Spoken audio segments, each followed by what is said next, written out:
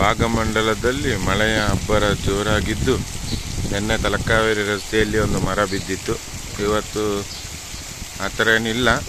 ಮಳೆಯಿಂದಾಗಿ ನೀರು ಬಸವನಕಲ್ಲು ಮುಳುಗಿದೆ. ಅರ್ಧದಷ್ಟು ನೀರು ತುಂಬಿದೆ ತ್ರಿವೇಣಿ ಸಂಗಮದಲ್ಲಿ.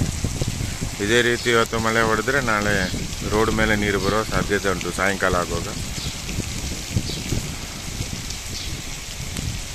ಮಳೆ 3 ದಿನದಿಂದ ಜೋರಿದೆ. ಇವತ್ತೀಗ ಬೆಳಗಿಂದಲೇ ಮಳೆ, ರಾತ್ರಿ ಇಡೀ ಮಳೆ ಇತ್ತು. ನೀರು ತುಂಬಿದೆ. ಇಲ್ಲೊಂದು ಹಳೆ ಸೇತುವೆ ಬಿದ್ದು ಹೋಗಿದೆ, ಅದನ್ನು ಏನೂ ಮಾಡಿಲ್ಲ, ಹಾಗೆಯೇ ಉಂಟದು.